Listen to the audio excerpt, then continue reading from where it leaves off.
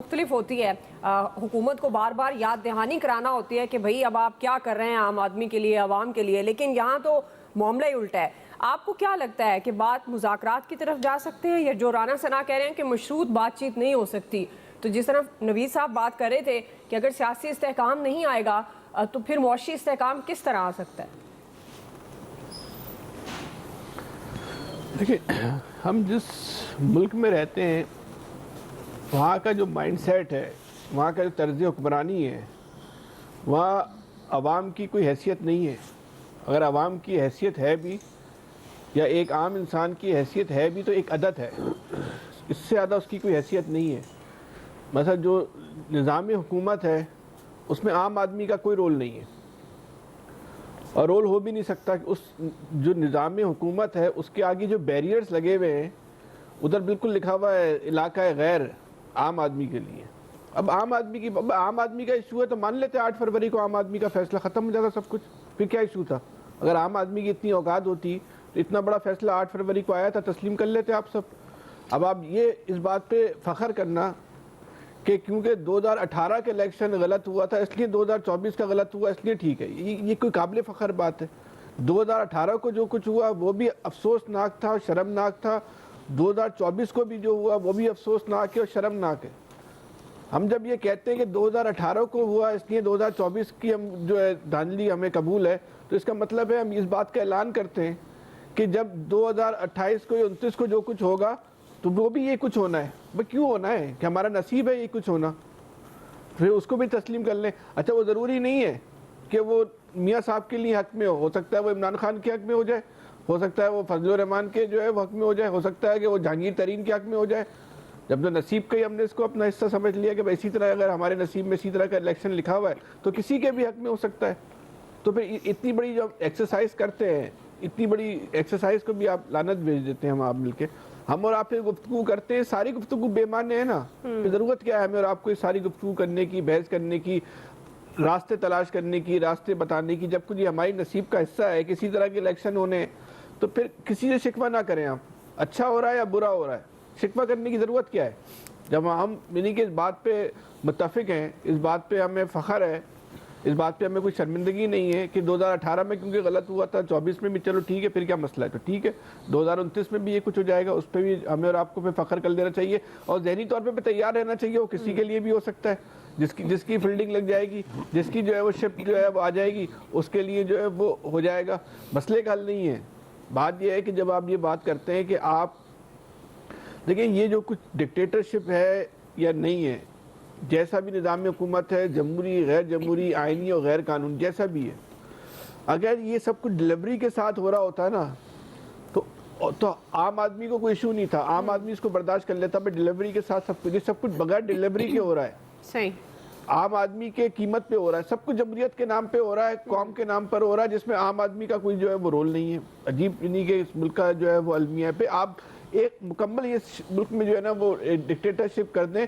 Dictatorship मतलब फौजी dictatorship ना करें, आप सिविलियन डिक्टेटरशिप कर दें। एक हुक्मरानों का क्लब तो जो बना हुआ है उसको एक ऑफिशियल अनाउंसमेंट कर दें, भाई यही हुक्मरान तबका है, एक दफ़ा इसकी बारी लगेगी, एक दफ़ा इसकी बारी लगेगी। इसी तरह इन लोगों के लिए कि इनको धंधा करना है, फिर उनको धंधा करना है। दुनिया का वाहिद मुल्क है जहाँ अब करप्शन को मायूब भी नहीं समझा जाता, मायूब भी नहीं समझा जाता, कोई इशू नहीं है। करप्शन अब इस मुल्क में इशू ही ख़त्म हो गया, ठीक है। आम आदमी का कोई इस मुल्क में मसला ही नहीं है। ऐसे रियासत नहीं चल सकती। आज की जो रिपोर्ट है कि 198 ममालिक में इंटरनेट में पाकिस्तान की जो इंटरनेट की स्पीड है वो 198 नंबर पर आई है। मतलब इतनी बड़ी ये ख़बर है, इतना बड़ा ये अलमिया है इस मुल्क का कि दुनिया जब चाँद पे जाने के मंसूबे बना रही है, कौन से मंसूबे बना रही है। इंटरनेट इस वक्त आपकी बुनियादी ज़रूरत है, जिस तरह सांस लेना, खाना खाना, पानी पीना आपकी बुनियादी ज़रूरत है। आज की दुनिया में इंटरनेट आपकी बुनियादी ज़रूरत है। तो वो इंटरनेट भी आपकी जो बुनियादी ज़रूरत है वो नहीं मिल रही, उसके आगे ना मिलना जो एक सिस्टम है वो अपनी जगह कमज़ोर, उस कमज़ोर सिस्टम को मज़ीद जो है वो सियासत के नाम पर और एक आज़ादी इज़हार राय के नाम पे आपने जो है और कमज़ोर कर दिया। है कि मजाक है? आप लोगों को सांस तो लेने दें, वो भी आप नहीं लेने देते। इस तरह सिस्टम तो नहीं चल रहा। चंद अफराद हो सकता है मुतमईन हो, लेकिन चले ठीक है, मुतमईन रहे। जी शकील अंजुम साहब। دیکھیے دعا آپ نے بات کی ہے مذاکرات کی اور سول نافرمانی کی جو اعلان کرنے جا رہے ہیں بانی پی ٹی آئی یا ان کے لوگوں نے کہا ہے کہ اگر مذاکرات کامیاب نہ ہوئے تو ہم جو ہے پھر یہ سول نافرمانی کی طرف چلے جائیں گے.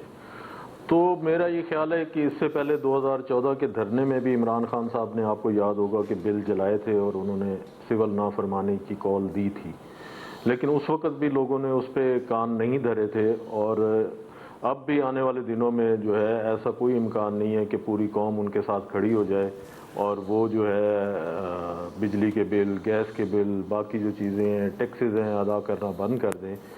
ابھی جو 24 نومبر کو ہوا، میرا یہ خیال ہے کہ ابھی تک جو ہے اس کے جو آفٹر شاکس ہیں اس سے پی ٹی آئی ابھی تک نہیں نکل سکی ہے. اور انہوں نے ایک بہترین موقع تھا مذاکرات کا حکومت کے ساتھ یا اسٹیبلشمنٹ کے ساتھ، وہ گنوا دیا اس وقت.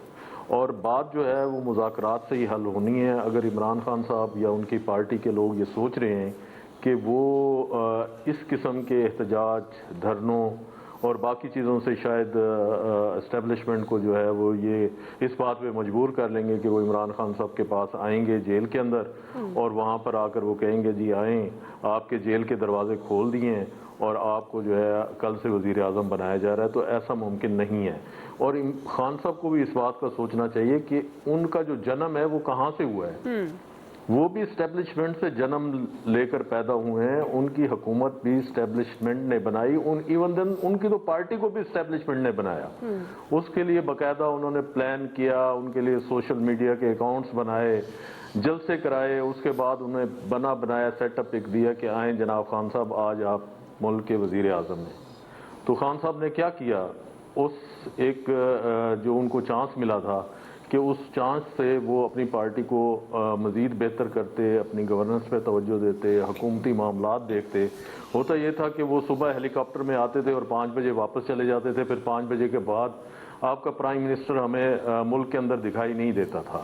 اور جو امور حکومت ہے وہ بھی انہوں نے خود جان بوجھ کر اسٹیبلشمنٹ کے حوالے کر دیے. ایون کہ جو ایف پی آر کے چیئرمین ہیں یا باقی جو معاملات تھے اس کی میٹنگ بھی جو ہے وہ جنرل فیض لیتے تھے. تو اس ساری صورتحال میں مجھے یہ بتائیں کہ وہ کس طرح یہ تقاضا کر رہے ہیں اور کس جواز کو بنیاد بنا کر یہ تقاضا کر رہے ہیں کہ ان کی اسٹیبلشمنٹ سے لڑائی ہے اور وہ اسٹیبلشمنٹ کو جو ہے وہ زیر کرنا چاہتے ہیں. یا حکومت سے کے حوالے سے تو وہ بات ہی نہیں کرتے، نہ کسی عوام کے ایشو پہ آج تک انہوں نے بات کی. یا ان کی پارٹی کے رہنماؤں نے یہ کہا ہے کہ ملک کے اندر مہنگائی بہت زیادہ ہے، آگے گندم کا بحران آنے والا ہے، گندم کم کاشت ہوئی ہے، لوگوں نے کاشت نہیں کی ہے. پچھلی دفعہ جو حکومت نے گندم نہیں خریدی اس کی ذمہ داری کس پر عائد ہوتی ہے؟ جو اوپن مارکیٹ میں کسانوں کی گندم کسان رل گیا ہے، اتنے مہنگے ان پٹس کے باوجود جو گندم ہے اس کا ریٹ 2500 روپے سے زیادہ نہیں تھا. تو اس کے ذمہ دار کون ہے؟ آج تک پی ٹی آئی نے اس حوالے سے آواز اٹھائی ہے؟ ایک ہی بات کی جاتی ہے جی بانی پی ٹی آئی، بانی پی ٹی آئی، بانی پی ٹی آئی کے علاوہ کوئی دوسری بات نہیں ہے. پھر وہ بات کرتے ہیں کہ عوام کی، بھائی عوام کیوں آپ کا ساتھ دے گی؟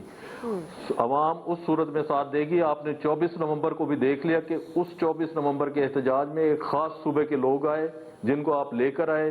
پورے ملک سے کوئی بندہ وہاں پر نہیں گیا. پنجاب سے آپ کی قیادت خود لوگوں نے فون کر کے کہا کہ ہمیں گرفتار کر لیں، ہم نہیں جانا چاہتے. تو ایسی صورتحال میں صرف اور صرف مذاکرات سے راستہ نکلے گا. ابھی بھی ان کے پاس ٹائم ہے، بیٹھ جائیں، حکومت کے ساتھ بیٹھ جائیں، بیٹھ کر بات کریں اور اس کے بعد ہی ان کا راستہ نکل سکتا ہے. اور اگلے یہ جو ہے مذاکرات سے بات کریں اور اگلے فری اینڈ فیئر الیکشن کو یقینی بنائیں تو میرا خیال ہے کہ ملک کے حالات بہتر ہو سکتے ہیں. جی الیاس صاحب.